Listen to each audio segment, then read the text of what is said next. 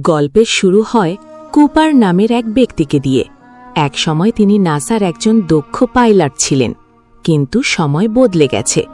এখন তাকে জীবিকা নির্বাহের জন্য ভুট্টার চাষ করতে হয়, কারণ এই পৃথিবীর এখন বিজ্ঞানের চেয়ে কৃষকের প্রয়োজন অনেক বেশি। এই সময় পুরো পৃথিবী ভয়াবহ খাদ্য সংকটে ভুগছে। পৃথিবীতে ভুট্টা ছাড়া প্রায় সব ধরনের ফসল জন্মানো বন্ধ হয়ে গেছে।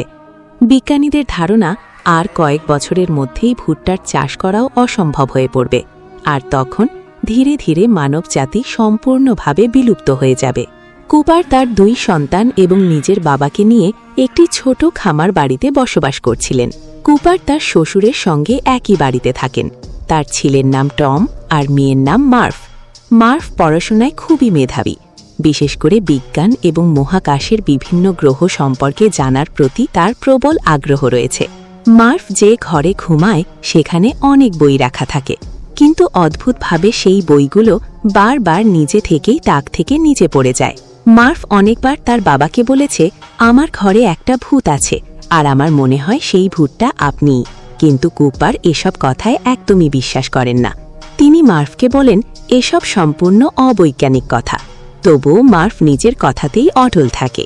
কুপার তখন বলে, যা আমরা জানি না সেটা স্বীকার করাও বিজ্ঞান।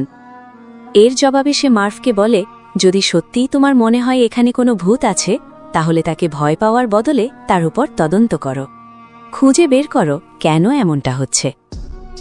এর কিছুদিন পর কুপার তার 2 সন্তানকে নিয়ে বেসবল ম্যাচ দেখতে যায়। ঠিক তখনই মাঠ জুড়ে প্রচণ্ড ধূলিঝড়ের সতর্ক সাইরেন বেজে ওঠে।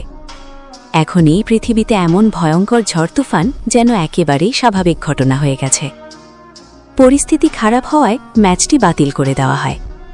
সবাই দ্রুত মুখে মাস্ক পরে নিজেদের বাড়ির দিকে রওনা দেয়। বাড়ি ফিরেই কুপার তার 2 সন্তানকে নিজেদের ঘরের জানালা দরজা ভালোভাবে বন্ধ করতে বলে। এরপর মার্ভ নিজের ঘরে ঢুকতেই দেখে জানালার ফাঁক দিয়ে প্রচুর ধুলো ভেতরে ঢুকছে। কুপার দ্রুত গিয়ে জানালাটি বন্ধ করে দেয়। ঠিক তখনই তারা লক্ষ্য করে ঘরের মেঝেতে জমে থাকা ধুলোর উপর অদ্ভুত কিছু রেখা তৈরি হচ্ছে। মার্ভ তার বাবাকে বলে, আমার মনে হয় কোনো ভূত আমাদের সঙ্গে যোগাযোগ করার চেষ্টা করছে। কুপার তখন মার্ভকে টমের ঘরে গিয়ে ঘুমাতে বলে, আর সে নিজে ধুলোর উপর তৈরি হওয়া সেই রহস্যময় রেখাগুলো মনোযোগ দিয়ে পর্যবেক্ষণ করতে শুরু করে। ধুলোর সেই রেখাগুলো দেখে কুপারের মনে হতে থাকে, ধুলোর ওপর তৈরি হওয়া সেই রহস্যময় রেখা আর বইগুলো নিজে থেকেই পড়ে যাওয়ার কারণ খুঁজতে খুঁজতেই সারা রাত কেটে যায়। পরদিন সকালে মার্ভ এসে দেখে তার বাবা এখনও একই জায়গায় বসে ধুলোর রেখাগুলো গভীরভাবে পর্যবেক্ষণ করছেন। কুপার তখন মার্ভকে বলে, এটা কোনো ভূত নয়, বইগুলো মাধ্যাকর্ষণ শক্তির কারণে নিচে পড়ছে।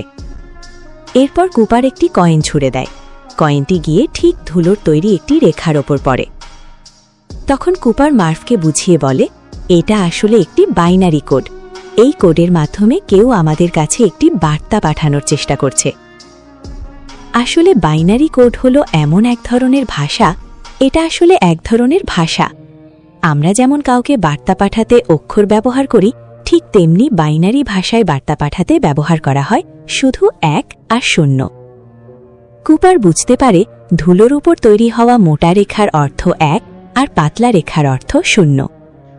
এই রেখাগুলো একসঙ্গে মিলে একটি বাইনারি কোড তৈরি করেছে। কুপার সেই কোডটি ডিকোড করলে একটি নির্দিষ্ট লোকেশনের অবস্থান জানতে পারে। এরপর কুপার আর মার্ভ গাড়ি নিয়ে সেই লোকেশনের উদ্দেশ্যে রওনা দেয়। সেখানে পৌঁছে তারা অবাক হয়ে দেখে জায়গাটি আসলে সেই লোকেশনটি ছিল একেবারে নির্জন একটি এলাকা, আর সামনে যাওয়ার পথটি একটি লোহার জালি দিয়ে বন্ধ ছিল। কুপার একটি কাটার দিয়ে জালিটি কেটে ভেতরে ঢোকার চেষ্টা করে, কিন্তু ঠিক তখনই কেউ পেছন থেকে আঘাত করে তাকে অজ্ঞান করে দেয়। এর পরের দৃশ্যে দেখা যায় কুপার একটি চেয়ারে বসে আছে। তার সামনে থাকা একটি রোবট তাকে একের পর এক প্রশ্ন করছে, কিন্তু কুপার কোনো প্রশ্নেরই উত্তর দেয় না, বরং সে বারবার নিজের মেয়ে মার্ভের কথা জানতে চায়। ঠিক তখনই সেখানে অ্যামেলিয়া নামে এক তরুণী এসে উপস্থিত হয়। তিনি একজন বিজ্ঞানী। অ্যামেলিয়া কুপারকে সঙ্গে নিয়ে একটি কক্ষে যায়। সেখানে কয়েকজন গুরুত্বপূর্ণ ব্যক্তি বসেছিলেন, আর মার্ভও সেখানেই উপস্থিত ছিল। ঠিক তখনই কুপার লক্ষ্য করে সেখানে প্রফেসর ব্র্যান্ডও বসে আছেন। একসময় কুপার নাসায় তার সঙ্গেই কাজ করতেন। ঘরে উপস্থিত সবাই জানতে চায় এত গোপন এই জায়গার খোঁজ কুপার কিভাবে পেল, কারণ এই স্থাপনাটি পুরো পৃথিবীর কাছ থেকেই সম্পূর্ণ গোপন রাখা হয়েছে। কুপার তখন জানায় মাধ্যাকর্ষণের মাধ্যমে সেই জায়গার অবস্থান জানতে পেরেছে, কিন্তু তার কথা শুনে সেখানে উপস্থিত কেউই বিষয়টি ঠিকমতো বুঝতে পারে না। তখন একজন বলে, সবকিছু পরিষ্কার করে বলুন, আপনি এখানে পর্যন্ত কিভাবে পৌঁছালেন? কুপার তখনও পুরো বিষয়টা বুঝে উঠতে পারে না। তার মাথায় শুধু একটাই প্রশ্ন ঘুরছিল, এখানে আসলে কি হচ্ছে? এতে কুপারের ভেতরে ভয় কাজ করতে শুরু করে। সে বলে, আগে আমাকে কথা দিতে হবে, আমাকে আর আমার মেয়েকে নিরাপদে বাড়ি ফিরে যেতে দেবেন। তখন প্রফেসর ব্র্যান্ড হালকা হেসে বলেন, তোমার কি আমাদের কাজ সম্পর্কে কিছুই জানা নেই?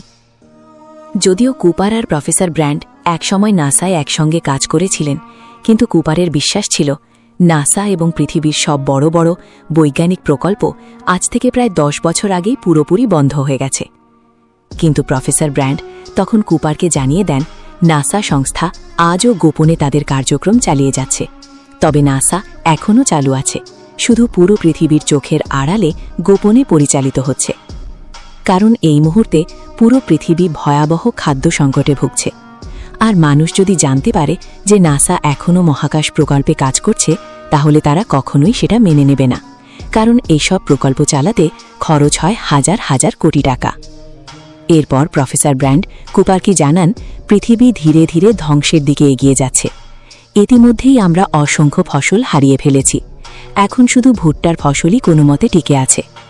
কিন্তু আগামী কয়েক বছরের মধ্যেই সেটাও আর জন্মাবে না, আর তখন পৃথিবীর বায়ুমণ্ডলেও ভয়াবহ পরিবর্তন দেখা